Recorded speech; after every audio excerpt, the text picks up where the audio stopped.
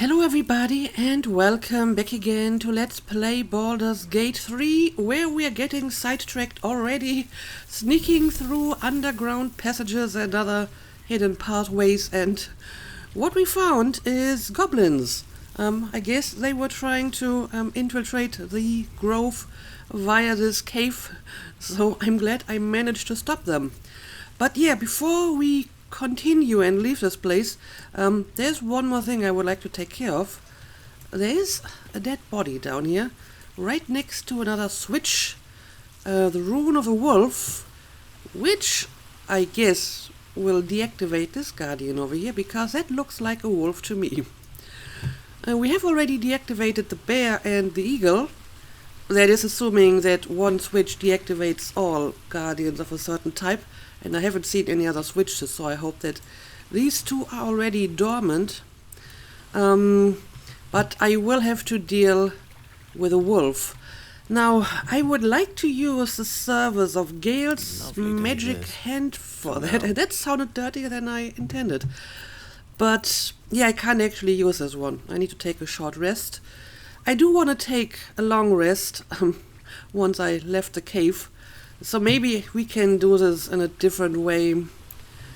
I mean, if I'm able to get there fast enough, maybe I can deactivate it before things get too dangerous. I'm not exactly sure what the Guardian will do. So I think maybe if Artemis just does this on her own, that will suffice. Now let's maybe make sure my companions are far away, in case that Guardian becomes active.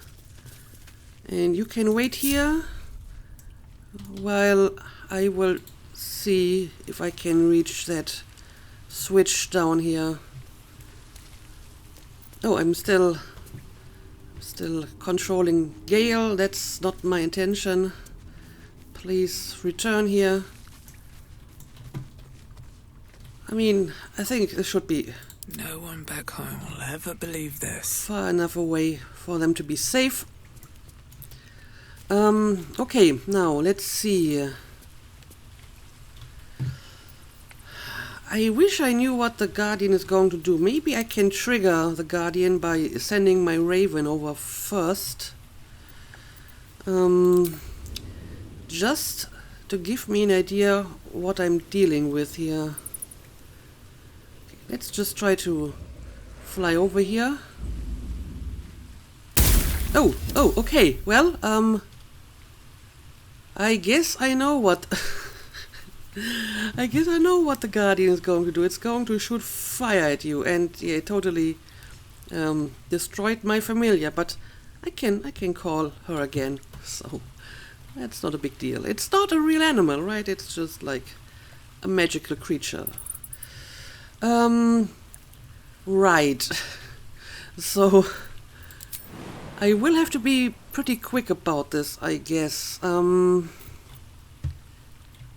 I like jump down here directly, maybe? Not from here, I'm pretty sure. The easy path.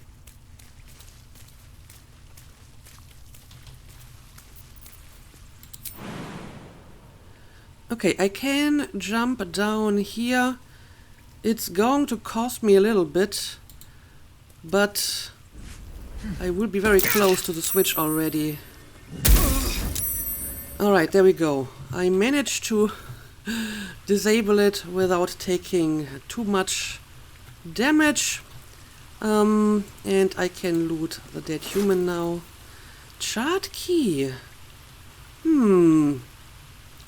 I wonder what that could be for. I mean, for all I know, it could be for the chest I already lockpicked.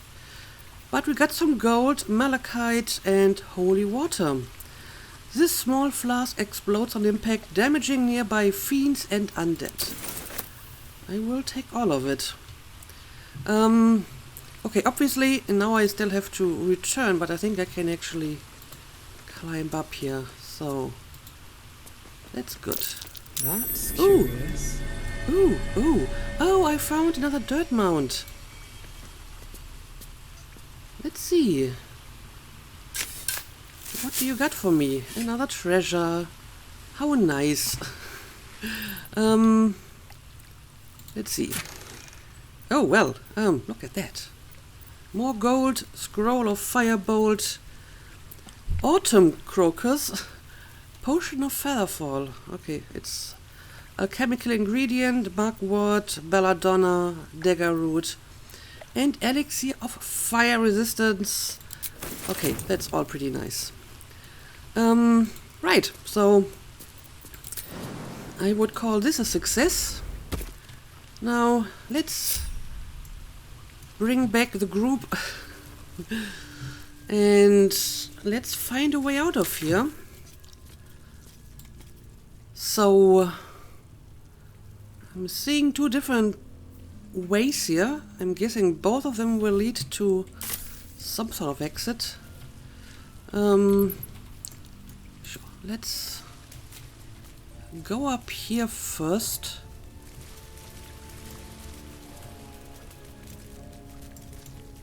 And this is where we found the chest, right? I got another guardian over here, but should be disabled.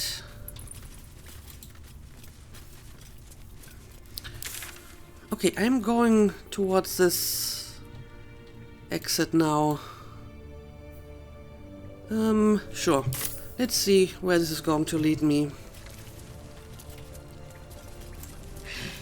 Stone door. Here we go. Tracks. Small, bipedal. Goblins, perhaps. Ooh. Alright, so I'm back somewhere in the forest again.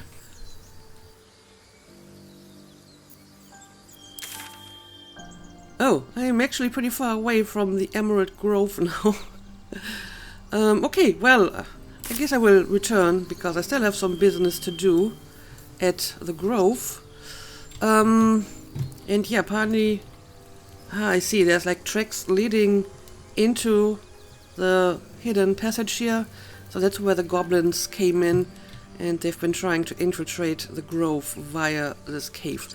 I see. But yeah, I think I would like to take a long rest now so I can replenish all my spells again. We're doing fine health-wise, but I used up a lot of my spells. So, time for a long rest. Let's go to camp. There are important matters to discuss. What? Oh, it's the skeleton guy from the crypt. I didn't expect to see you here of all places. I mean, he told me we would see each other again soon, but I didn't think it was that soon, and I didn't think it would be here. But sure, let's go and talk to him. Who is this? What's up? We meet again, Indeed. as predicted. I shall be here in thy camp for whenever thou hast need of my services. Okay, but what kind of service do you offer? Not to be rude, but what are you? You were sorting something before, or what were you doing? What kind of services can a skeleton offer? Right. Care to explain why you're helping me? I'd prefer if you'd leave leave. Yeah, tell me more about these services, please. A mending of the threads between life and death.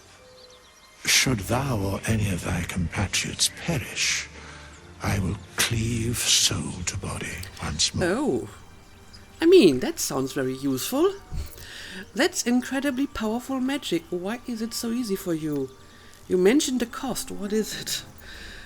And look very ugly doing it. I mean, come on. He's offering you, like, resurrection, if I understand this correctly. No need to insult him for that. Helpful. No one's dead on my side at the moment, though. Yeah, that's incredibly powerful magic. How can you do stuff like that? Because it is my calling. There is little else to explain. Okay. Just deal with it, right? Just accept the fact that I can resurrect people. Okay. But yes, you did mention a cost. What exactly are we talking about here?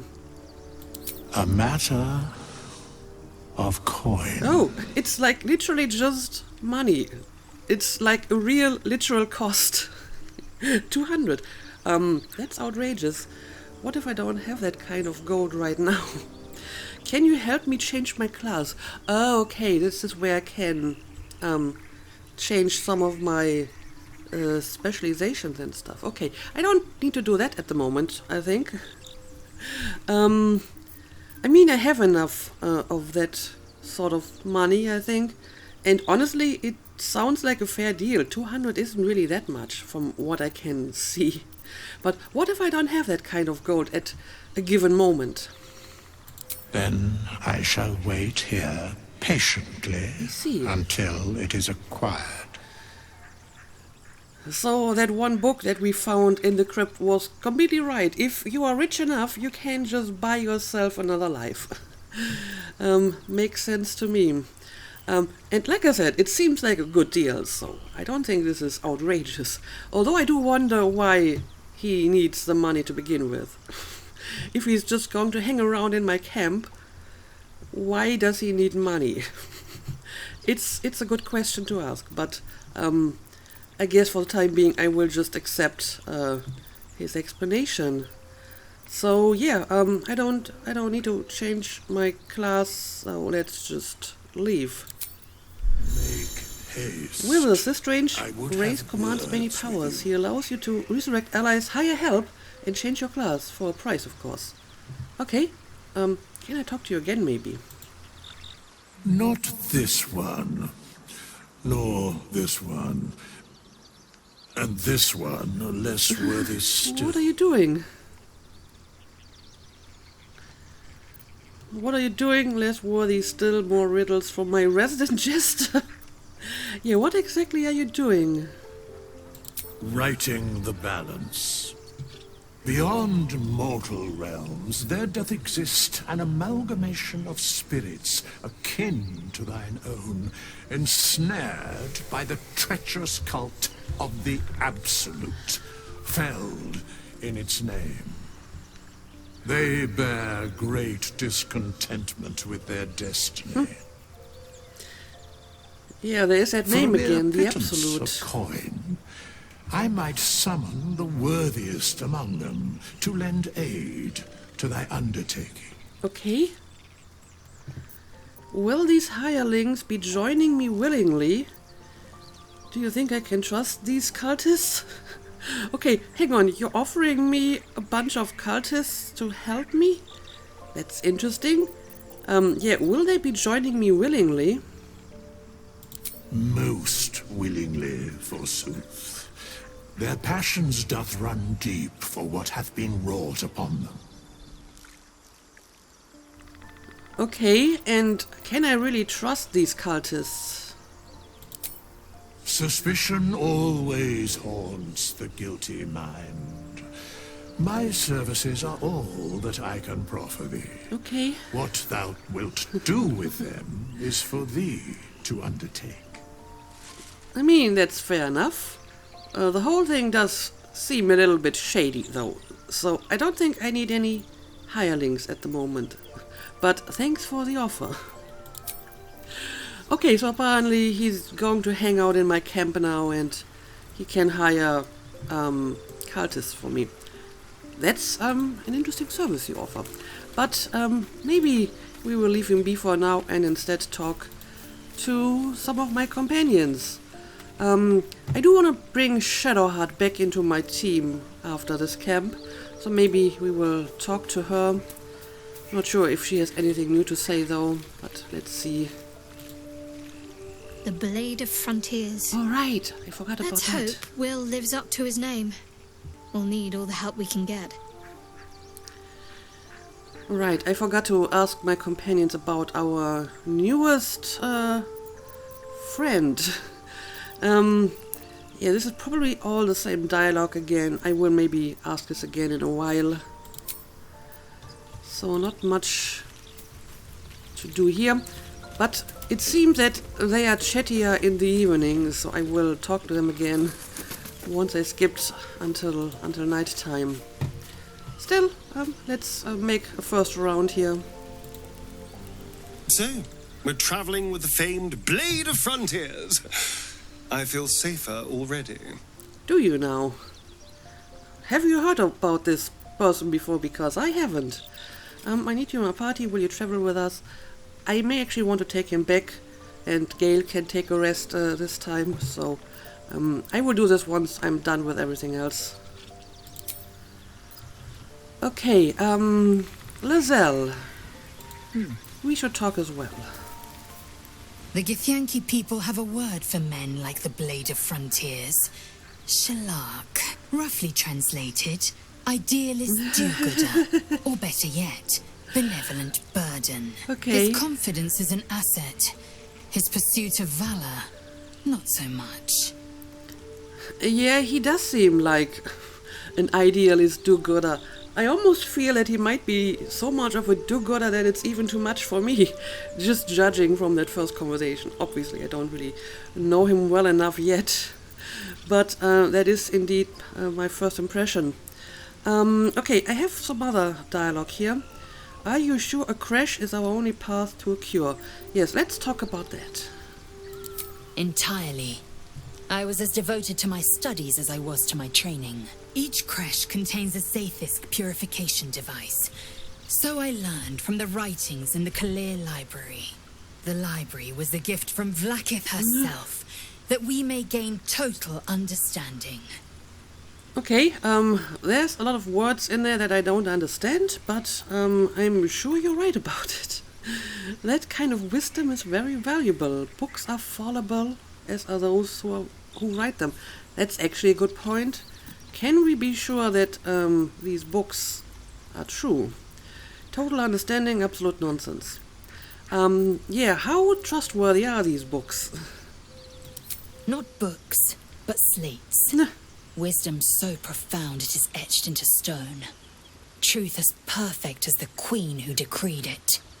Countless scholars roam the astral sea and beyond, observing the ways of our lessers, exploring planes so distant order turns to chaos and cold fires rage.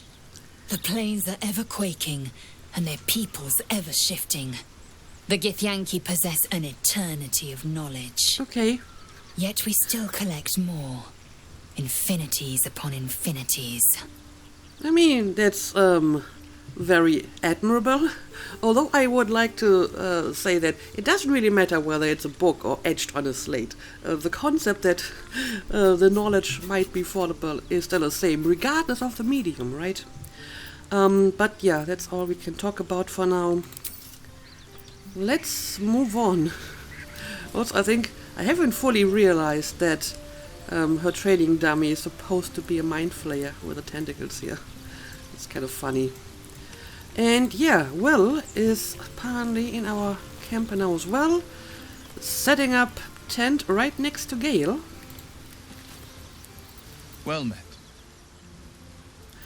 Okay, currently he doesn't have anything to talk about, so let's talk to Gale instead. I've known a few warlocks in my time. Talented, of course, though sometimes too eager to listen to the devils on their shoulders. Comes with the territory, unfortunately. Well, I don't really know much about warlocks, so I will keep an open mind here. And yeah, that's all for now.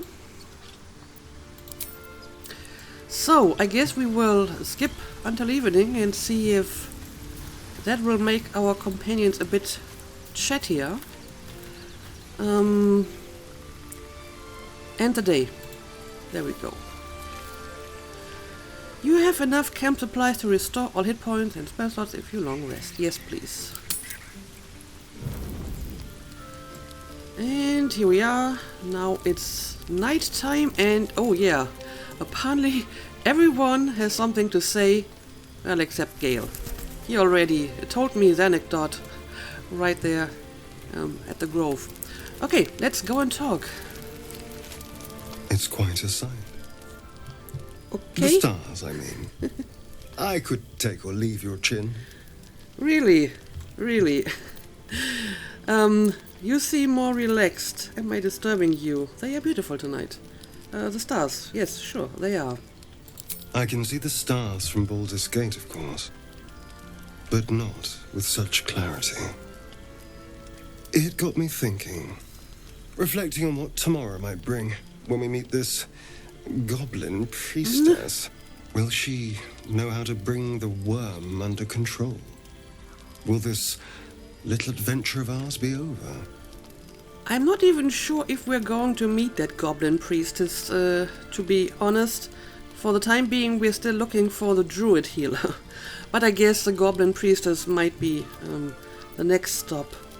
It doesn't have to be, we can still travel together, obviously. Probably once the worm is gone, I'm going my own way. What, will you miss me? Yeah, I don't know, will you? Why not? Why not? Well...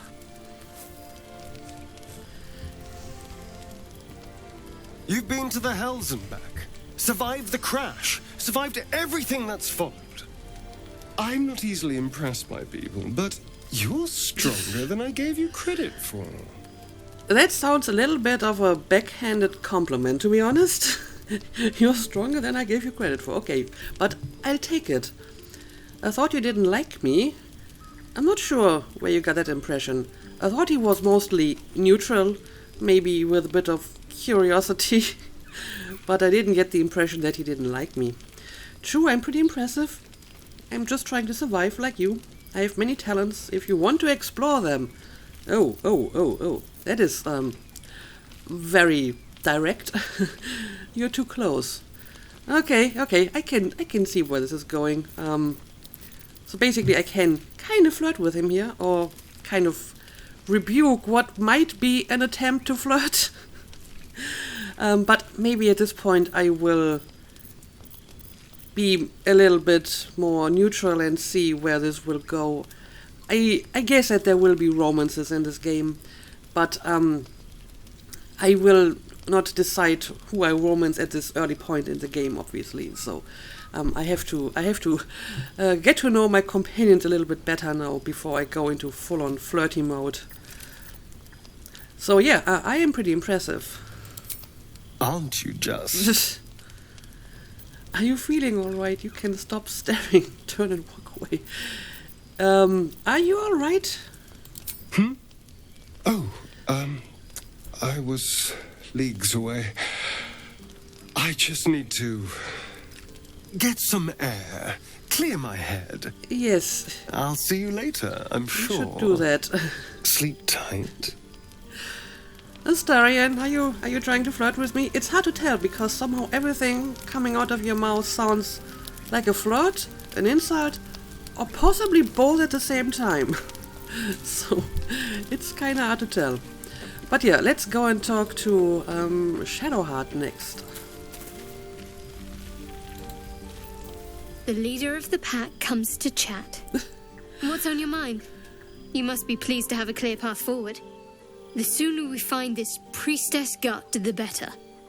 Can't wait to get rid of this thing in my head. The way she said leader of the pack also sounded a bit of a backhanded compliment. So what will come next for you once this is all over? How are you feeling? You know, this could be our last night together. I kind of doubt it. So yeah, how are you feeling? The same. These parasites are proving suspiciously benign. Indeed. But suppose I turn. What would you do? Maybe I could leave you tied up while I hunted for a cure. No hesitations, I'd just end your misery then and there. Let's not do this, I don't like hypothetical questions. If you turn into a monster, I'd run away. I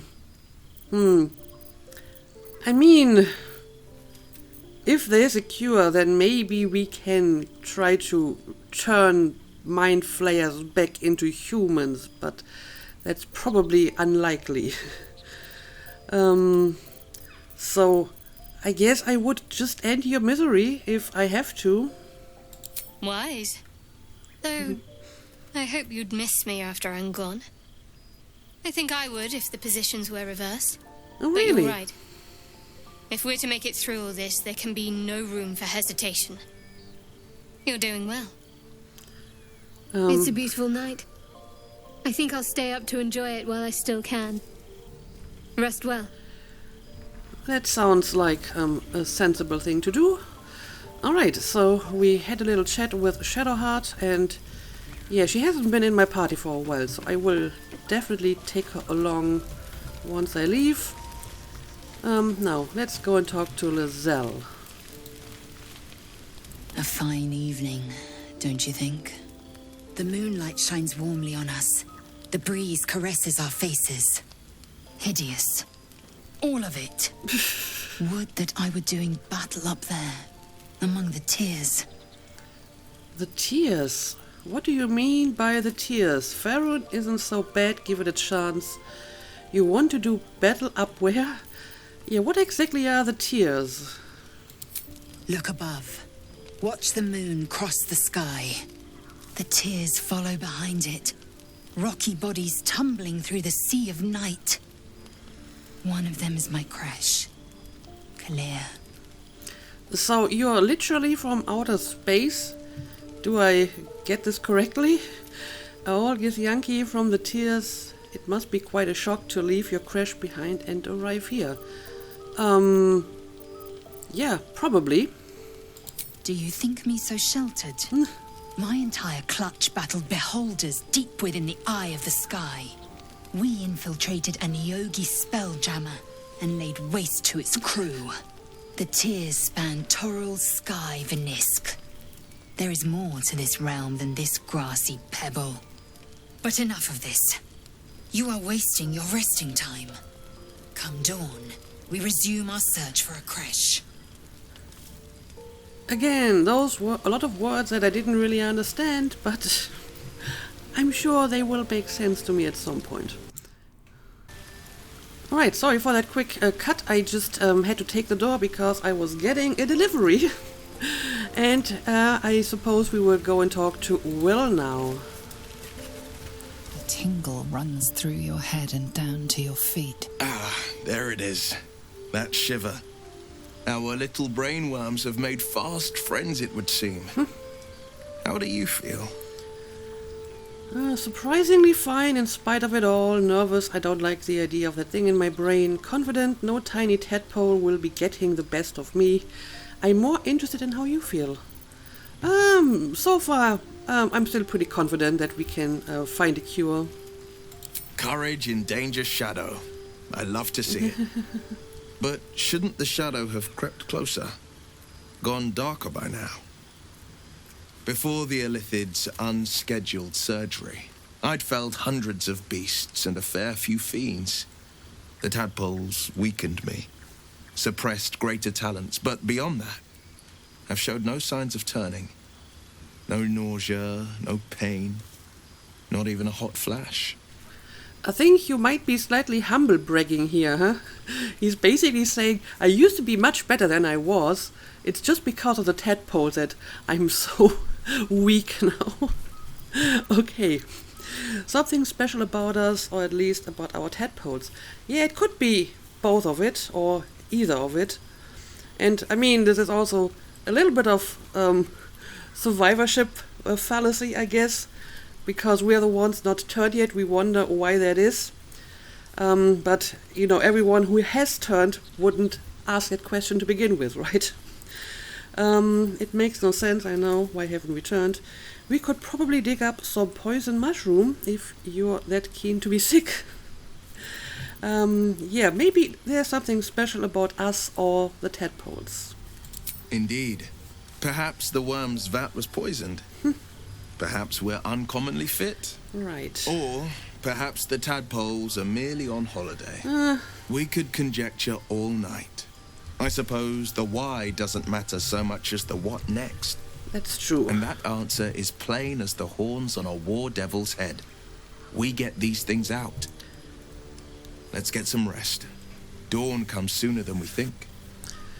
Alright, so we had a little initial chat with him as well. And again, I can go and steal stuff from his camp. He doesn't really have much, though. Just a quill and an ink pot, which isn't really worth much. I mean, I can steal his bedroll, but that would just be cruel. And yeah, I guess I don't have to talk to Gale. He doesn't have anything new to say, I presume. What's on your mind? Nope. So, let's just skip until morning and then I will reshuffle my team a little bit before returning I'll give it a shot. to the grove. And just pick whatever.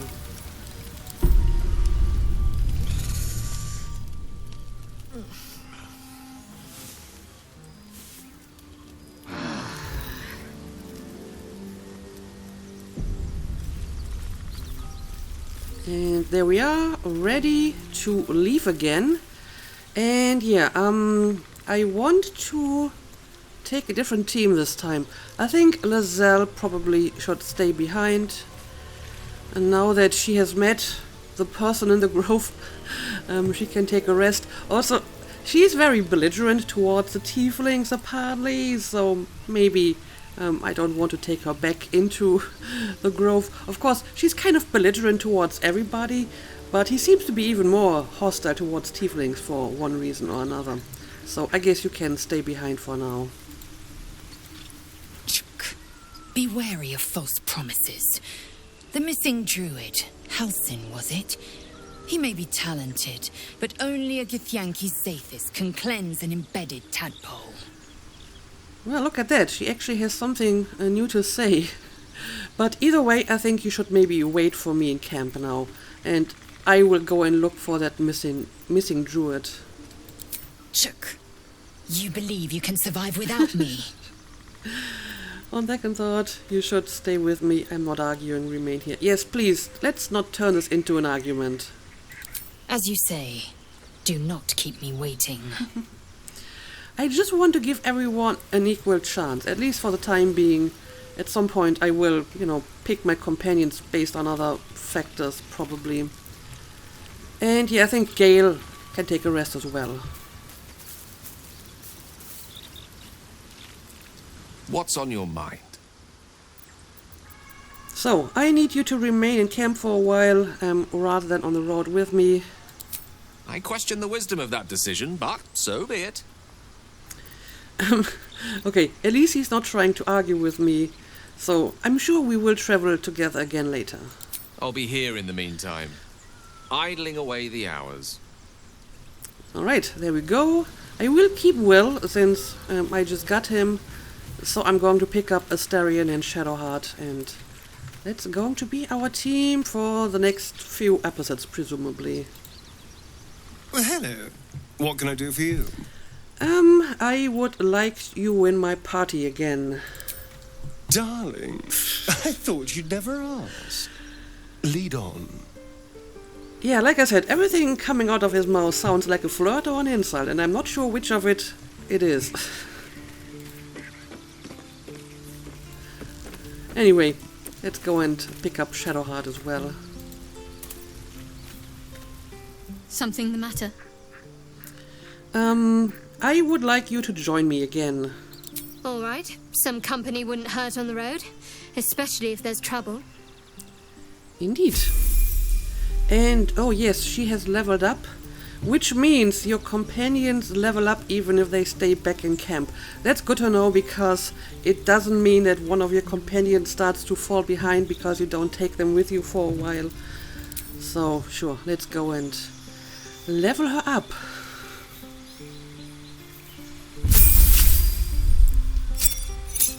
Health increased, class features, spells, trickery, domain spells, mirror image, path without trace. Okay. I can change some of her spells if I want to, but I haven't really fully explored all of her current spells, so maybe I'm going to leave them like this for now and try some different spells later, since I didn't really use her in combat all that often so far. Yeah, let's just continue.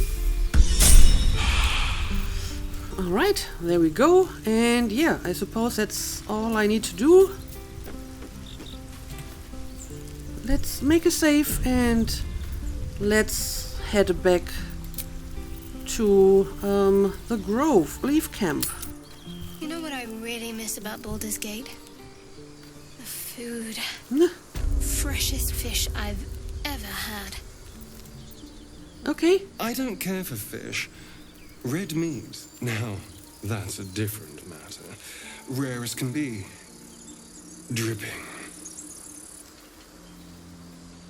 Well, unless we find a cure, you won't have any teeth to chew it with soon enough. That's probably his biggest concern, right? I mean, he has these little fangs. I'm sure they are good for eating red meat. But yeah, back to the grove it is. The question is, what's the fastest way? I mean, I have like a portal over here that might shorten the trip a little bit. So let's use this, why not? Anyway, now let's return. I think it's just around the corner here, right? A question for our master monster hunter. How would you approach killing a vampire?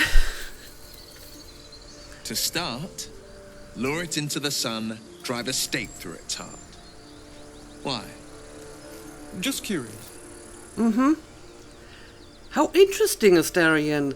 The person with the suspicious little vampire fangs is just curious about how to kill a vampire. What's up with that? He's also, like, very interested in beheadings, which is typically also a commonly accepted way to kill vampires. So, this is certainly something to keep an eye on. On the other hand, I got the impression that vampires in this world don't like the sun, and Astarion seems to have no problem with that, so... yeah, I'm not sure about what's going on here.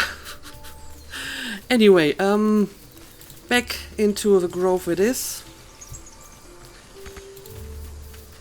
Can you please open the gate again? Okay, they will. Now, I'm pretty sure I haven't fully explored all of this place yet. I also want to go back to the old lady who gave us the potion, because she may have been the person who gave a potion to the tiefling in the locked building, and somehow it weakened her, so I don't know what's up with that. I think the potion lady is somewhere down here, right? So maybe we can pay her a visit first.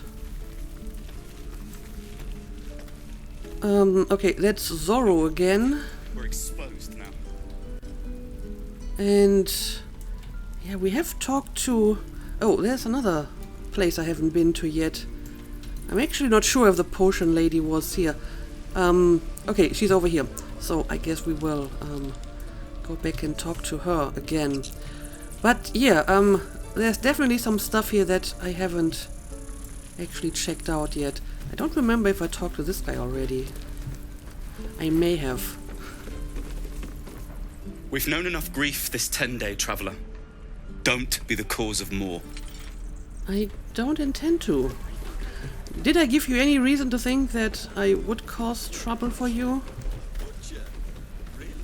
Sure, blood excites me. Yeah, there's definitely some people here I haven't talked to yet. No helping it. We're exposed now. Guess I'll take the backpack. And, oh, what is that? A raspberry. Nice.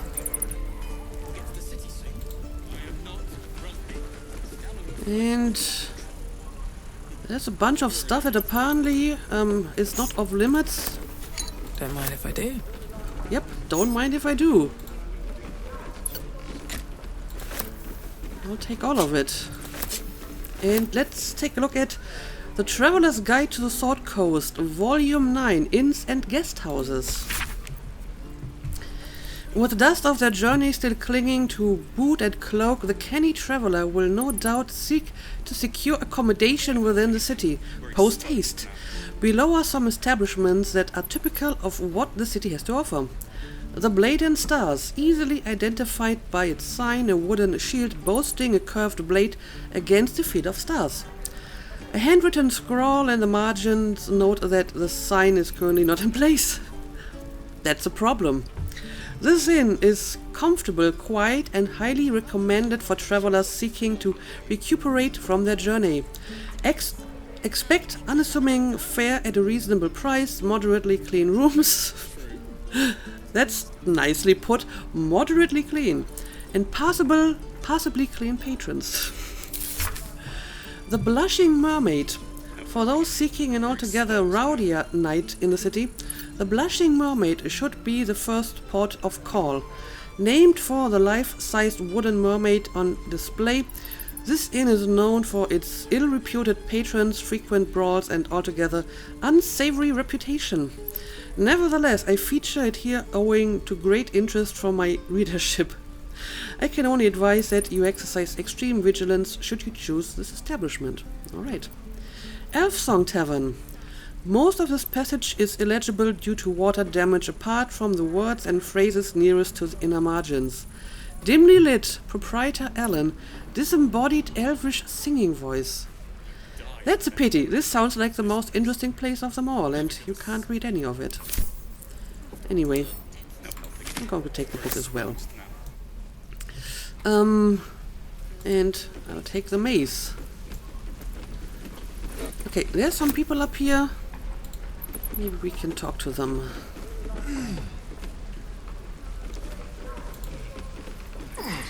And we'll have a dog, right?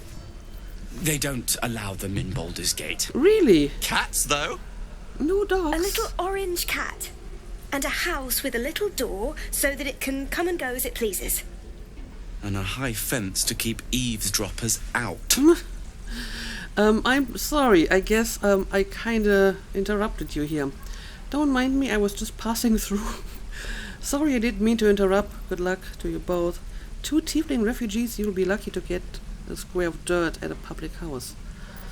Yeah, I didn't mean to interrupt. Thanks. I suppose we'll all need it. What about you? Big plans for when you get to the city? I don't know. I'm not really trying to go to the city at the moment. I mean, maybe at some point I will end up there, but that's not my destination, primarily. A pint in a clean room would do me a world of good. Plans just surviving the journey is ambitious enough already. I won't be joining you, but during the blushing... It's a blushing mermaid for me, a bit rough, but the ale's cheap. I'll be seeking the warmth of the Elf Song Tavern. I mean, I know about these places because I just read about them. Not because I've actually been there. But the Elf Song Tavern, from what little I could make out, did sound interesting. I think I've heard of that place. Something about a stuffed dragon's head in one of the dining rooms. It's settled, Dennis. You, me, and the Elf Song Tavern, first thing when we arrive. If we see you there, we'll get you a pint. For your finder's fee. Okay. Well, I hope I didn't give you like a bad recommendation here, because, like I said, I only made it on the basis of a few words I read in that one book. Anyway, speaking of books, we have a few more here. The book naturally falls to a dog-eared page in which Bumpo describes the more unusual races he's met in his travels. But they weren't half so strange as the bird folk. First Aarakocra I met had the head of a parrot, the body of a human, and wings also of a parrot. I tried not to stare, but it was real hard. Turns out she was one of a motley party, cause around her table were a tabaxi catfolk, a genasi element folk, and a turtle folk. Trying to act casual, I asked what the hell they all were. They ignored me, but I can't blame them. To them I must have looked awfully dull and average, for they were just the first of their kind I'd seen, but I was just one of a billion boring humans to them. Okay, that makes sense. The rhyme according to Bumpo. Okay. The True and Impossible Adventures of Tenebrook's Morrow, Volume 2. An excerpt from The True and Impossible Adventures of Tenebrook's Morrow, a pulp serial following the real-life exploits of an interplanar ship's captain. The real Captain Morrow is known never to have left her native Waterdeep and emerges from her rooms at the Yawning Portal, well, look at that, the place that Gale mentioned, only to exchange scrawled manuscripts for fresh meals and ink. And thus, in the light of the Fey-Will's never-setting sun, we passed into the land of the Eladrin. My astute resolution to sail around their forest was betrayed.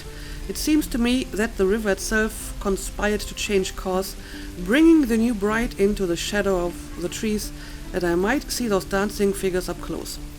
The form of the Eladrin, with which I am now intimately familiar, is that of elves as seen in a fever dream.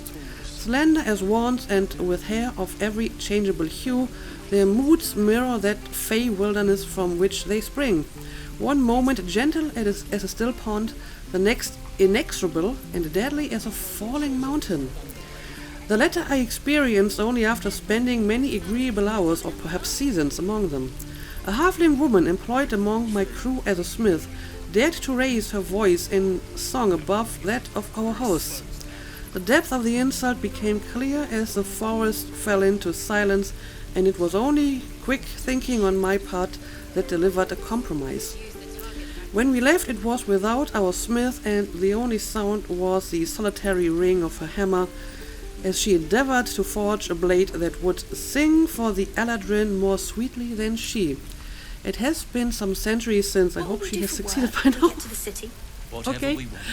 I think Interesting. I'd make a fine teacher. Okay, again, I can actually take these books. Nobody will keep... Oh, apparently, these are actually belonging to someone else, so I can't take them without stealing. Okay, either way, since the episode is getting kind of long, I will be making a cut here. And I'm pretty sure I still haven't explored all of this place, so we will continue with that in the next episode. But for now, let's call it a day. As always, thank you for watching, and see you again next time.